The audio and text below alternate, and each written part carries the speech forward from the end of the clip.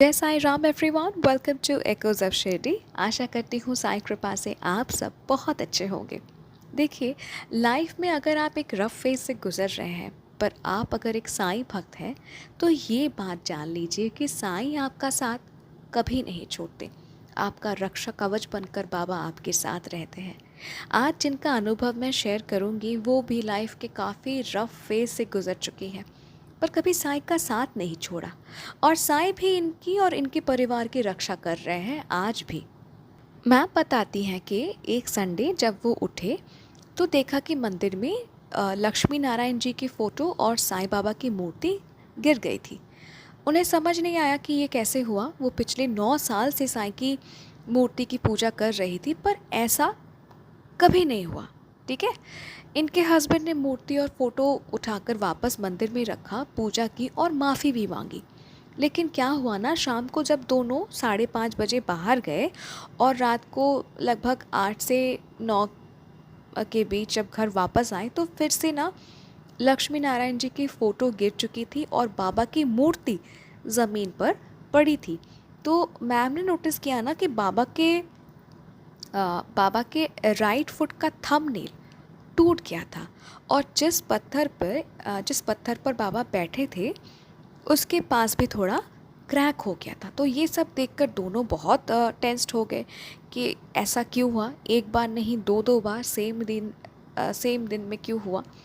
तो उस रात दोबारा उन्होंने पूजा की, पर मैम बहुत टेंस थी। ठीक है।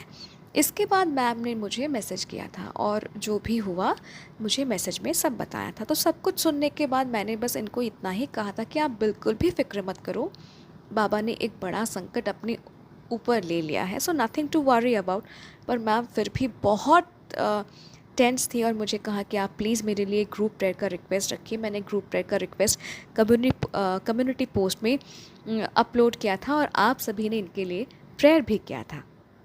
पर इसके बाद भी ना मैम साईं को बोलती थी कि बाबा, कुछ तो आपने अपने ऊपर लिया है जो मुझे दिखाई नहीं दे रहा। एक्चुअली मैम जानना चाहती थी कि ऐसा कौन सा संकट है या संकट था जो बाबा ने अपने ऊपर ले लिया। ठीक है।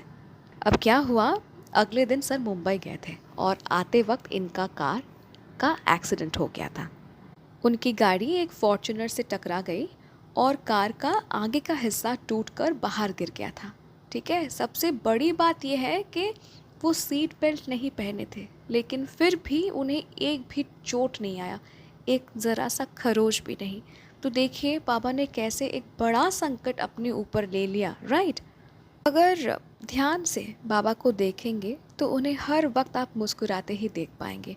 अपने हर भक्त के दुख संकट खुद पर बाबा लेते हैं हंसते हुए, और हमें बाबा महफूज रखते हैं। फिर भी हम बाबा को कितना ब्लेम करते हैं, है ना, कि आपके रहते ऐसा क्यों हो गया, आपके रहते ऐसा क्यों नहीं हो रहा है। हम कितना ब्लेम करते हैं, और एक बाबा है जो हंसते हंसते हमारे दुख तकलीफ संकट अपने ऊपर लेते हैं। राइट। मैम बताती हैं जिस महीने ये घटना घटी, उसी महीने के पहले हफ्ते में मैम ने एक एस्ट्रोलॉजर से हस्बैंड का हॉरोस्कोप चेक करवाया था। उसमें कहा गया था कि फरवरी 2025 में एक कार एक्सीडेंट होगा और 16 फरवरी तक उन्हें एक्स्ट्रा केयरफुल रहने की ज़रूरत है। ये सब सुनने के बाद मैम साईं बाबा से प्रार्थना कर रही थी कि उनके हस्बैंड को साईं बचा ले किसी भी एक्सीडेंट से।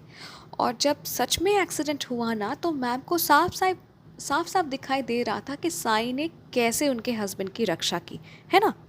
इनफैक्ट बाबा की मूर्ति टूटने से पहले ही बाबा ने मैम को एक मैसेज दिया था। सबको पता है कि अगर किसी भी भगवान की मूर्ति टूट जाए तो विसर्जन कर दिया जाता है और नई मूर्ति लाई जाती है। लेकिन 1-2 महीने पहले ही इनको एक साईं संदेश मिला था, जहाँ साईं बाबा ने कहा था कि अगर मेरी मूर्ति टूट जाए तो उसका कहीं भी विसर्जन मत करना। क्या तुम अपने घर के बुज़ुर्ग का एक अंग टूटने पर उनको घर से बाहर निकाल देते हो? मुझे कहीं विसर्जन मत करना, क्योंकि मैं उसी मूर्ति में हूँ। अगर तुम मुझे लेकर कहीं छोड़ आओगी तो मैं तुम्हारे घर से चला जाऊँगा, फिर चाहे तुम मुझे कितना भी बुलाओ, मैं वापस नहीं आऊँगा। ठीक है। तो ये संदेश मैम को 1-2 महीने पहले ही मिला था। ठीक है। और ये संदेश सुनने के बाद मैम ने साईं को कहा था कि बाबा आप प्लीज़ कभी मत टूटना, ठीक है? आप मतलब कभी मत टूटना, मेरे साथ मेरे घर में हमेशा रहना। और उनको उस वक़्त लगा था ना कि ये संदेश शायद उनके लिए नहीं है। पर ये कार एक्सीडेंट होना, फिर साईं की मूर्ति का गिरना, जो भी हुआ ये सब देखकर इनको समझ आया कि साईं अंतर्यामी है। साईं को पहले से ही पता था कि क्या होने वाला है, साईं की मूर्ति टूटने वाली है, तो बाबा ने पहले से ही कह दिया था कि तुम मुझे विसर्जित मत करना। क्या कहूँ मैं बाबा के बारे में, जितना अनुभव सुनाती हूँ, जितने साईं भक्तों के अनुभव मैं आप सभी को सुनाती हूँ, खुद भी सुनती हूँ ना, उतना ही हैरान हो जाती हूँ कि धन्य हो आप देवा, निराले हैं आपके चमत्कार। Ma'am thank you so very much इतना खूबसूरत एक अनुभव हमारे साथ शेयर करने के लिए। और आपको ये भी कहना चाहूँगी कि कभी लाइफ में कुछ भी नेगेटिव मत सोचिए। जान लीजिए जो भी आपके लाइफ में हो रहा है सब साईं का ही कृपा है, साईं का आशीर्वाद है। साईं जब आपके साथ है तो आपको फ़िक्र किस बात का, है ना? मेरे साईं परिवार, आई एम श्योर आप सभी को ये अनुभव बहुत अच्छा लगा है। अगर अच्छा लगा है तो इस अनुभव को बहुत प्यार दीजिए, बहुत सारा लाइक कीजिए, शेयर कीजिए सबके साथ। अगर अपना अनुभव मेरे साथ बांटना चाहते हैं तो आप मुझे ईमेल कर सकते हैं, इंस्टा पे डायरेक्ट मैसेज कर सकते हैं, या फिर मेरे व्हाट्सएप नंबर में भी आप मुझे मैसेज कर सकते हैं। और अगर अभी तक जुड़े नहीं हैं मेरे साईं परिवार के साथ तो प्लीज़ जुड़ जाइए। मिलती हूँ बहुत जल्दी एक और सुंदर अनुभव के साथ। टिल देन जय साईं राम।